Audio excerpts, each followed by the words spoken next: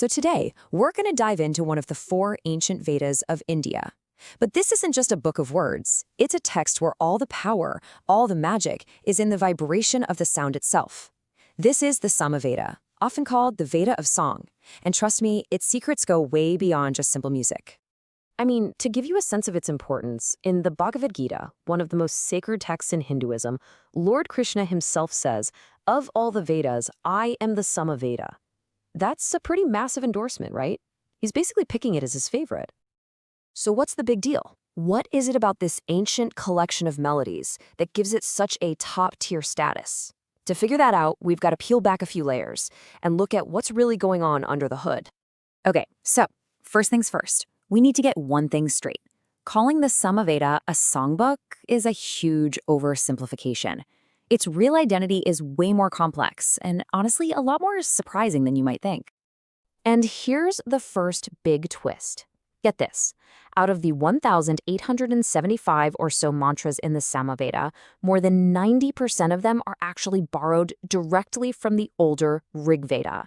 Yep, only a tiny little sliver of the text is actually original to the Samaveda itself.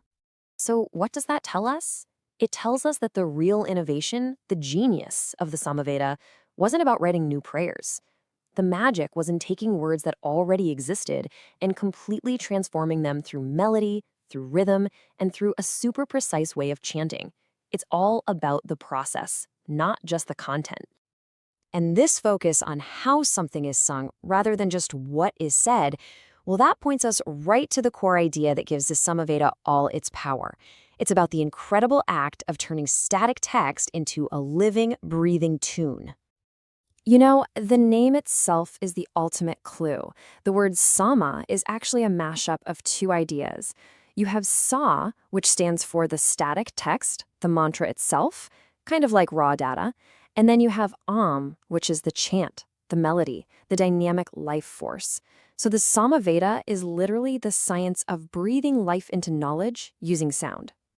And this distinction is absolutely crucial. A mantra that's just recited, called a shastra, is like a blueprint. It's got all the information, but it's just sitting there on the page. But a mantra that is sung, a stotra, that's the finished building. It's the blueprint brought to life, activated with the energy of melody. Now, this intense focus on melody wasn't just for rituals. It actually laid the groundwork for one of the most sophisticated and beautiful musical traditions in the world. You could say the Samaveda is, in a very real way, the original blueprint for Indian classical music. And you can actually trace the evolution. It's pretty amazing. It all started with just 3 basic notes or pitches: Udgātr for high, Anudātr for low, and Svarita for the middle. Then, to make sure everyone sang it right, they invented one of the world's first notation systems, just putting numbers over the words to mark the pitch. And from that simple 3-note system, over centuries, the full, rich 7-note scale of Indian classical music was born. But this system was so much more than just beautiful art or performance. This is where we get into the really deep stuff. The Samaveda wasn't just treated as music. It was seen as a precise science. Think of it as a kind of cosmic sound engineering. Which, of course, brings up a huge question. Were all these incredibly complex melodies really just for worship? Well, according to the tradition, the answer is a hard no.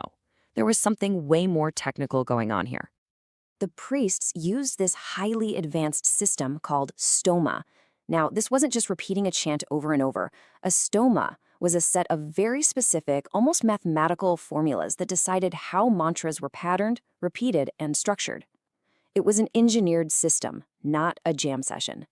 For instance, take something called the Ekavimsha Stoma, which is the 21-fold chant. This didn't mean you just sang a verse 21 times. No way. It was this complex, calculated arrangement of verses designed to build and focus sonic energy in a very specific way to achieve a very specific spiritual outcome.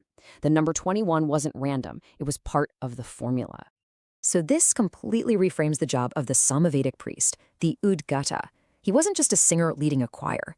He was more like a highly trained technician, a cosmic sound engineer, using his voice as a precision tool to manipulate energy and reality itself. So, what was the point of all this? What was the ultimate goal of this incredibly intricate science of sound? Well, this is where it all comes together. connecting this science to the highest goal of Indian philosophy, understanding the true nature of reality and yourself. You can see this perfect logical progression. It starts with a physical ritual, something like the famous Soma Yaga ceremony. That ritual is then powered by the precise science of sound, the Soma. And the intense focus and spiritual energy that this practice created was seen as a direct runway to the profound philosophical truths of the Upanishads. And what is that ultimate truth? It's famously summed up in the Chandogya Upanishad, which is directly tied to the Samaveda with the phrase Tat Tvam Asi, that thou art. It's the mind-blowing realization that your individual self, your consciousness, is actually one and the same with the ultimate cosmic reality. The engineered sound of the ritual was a tool to let you experience that truth directly. So, in the end, the Samaveda isn't just one of these things. It's this incredible, unified system. It's the art that birthed a musical tradition. It's the science of cosmic sound engineering. And it's the spiritual path to the highest philosophical enlightenment, all woven together through the power of sound. And that leaves us with a pretty fascinating thought to chew on. The ancients saw sound not just as entertainment, but as a fundamental science, a tool for shaping reality. So, it makes you wonder, the next time you put on your headphones or turn up the speakers, what kind of reality is the music in your life creating?